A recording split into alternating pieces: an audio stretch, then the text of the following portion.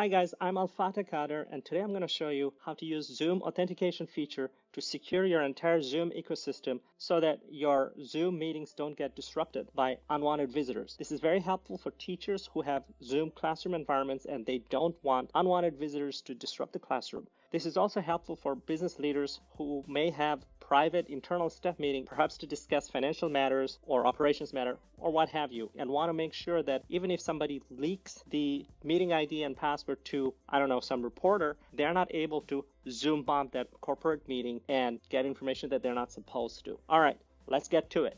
So you're going to go to zoom.us and then you're going to click on sign in. You're going to have to use your school or company provided user ID and password, not your personal email, because it's not going to work if you use your personal email. I'm going to go ahead and sign in.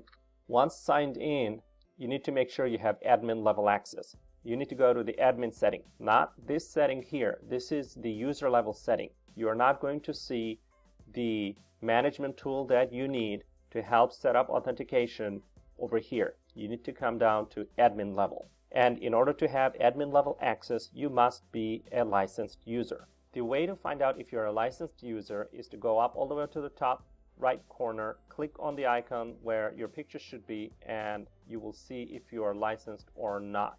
You can be part of an organization and not be a licensed user. That just means you don't have admin level access. You just need to reach out to the person who has the admin level access to make these administrative changes. Okay, so now we are at the admin level. We're going to go ahead and click Account Management, and then we're going to click on Account Setting. So if you heard other people say, hey, you got to go to Account Setting, and you came up here, that is not the admin level setting.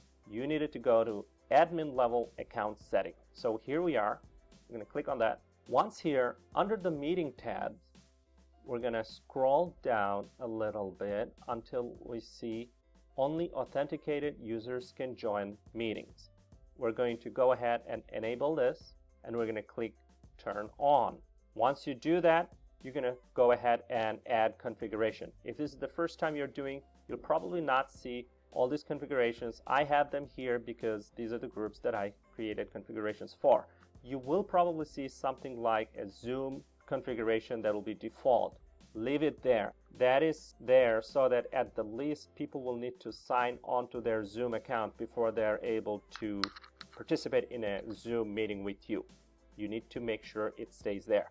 Okay, go ahead, click Add Configuration, and this is where you're going to name the configurations. So let's say I'm going to do the configuration for Baruch College students and staff so that only Baruch students and Baruch staff can participate in these Zoom meetings under this configuration.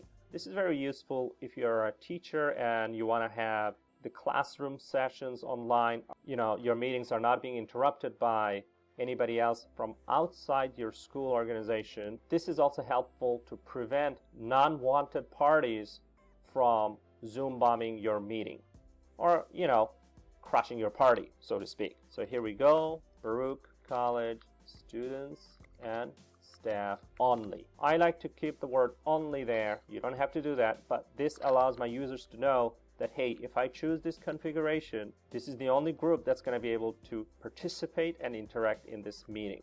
Now, I'm going to come down here, and this is the most important part here. I need to put here the domain of the email address. The domain part of the email address is anything that begins after the @ symbol. So if my email is firstname.lastname@baruch.edu, the domain part is anything after the @ symbol. And so I'm going to grab everything before the @ symbol, and I'm going to delete it.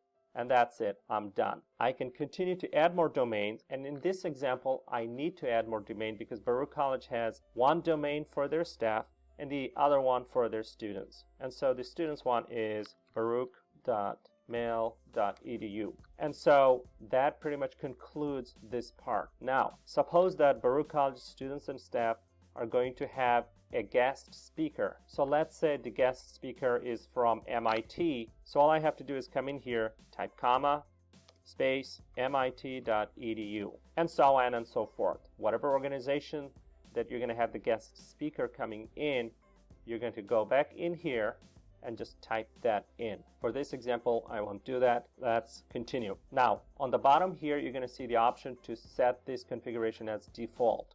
I am not going to do it right now, just to show you how it changes the experience for you and your users. One thing I wanted to let you know, if you have a long list of domain, let's say more than 10 or 20, and you don't want to type all of them in, you can actually save them in Excel as a CSV file and then upload it right here. All right, now that you know how to set up the configuration, go ahead and click Save, and you are done. You're going to see a little notification that just came up. So now we're going to go and see how this works. We're going to go all the way up, click on Meetings, schedule a new meeting. And if we come all the way down here where it says Meeting Options, I will see that I have the option to check off here for authentication. And you will see that the first item here is General Zoom User. As I told you before, you want to keep that option. Don't delete that, because that way, at the minimum, people will have to sign on to their Zoom account in order to participate, and you will have some sort of accountability. You can actually identify what Zoom user account that was and perhaps report it to Zoom so they can take appropriate action if that Zoom user did something inappropriate. All right.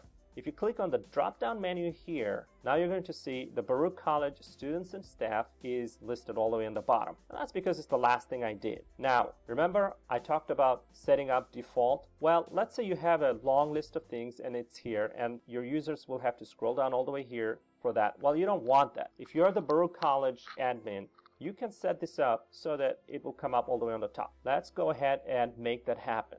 Again, you need to come back to admin level, account management, account settings, scroll down to your authentication configuration, and then you're going to come down to the appropriate one that you want to make changes to, and you're going to click Edit.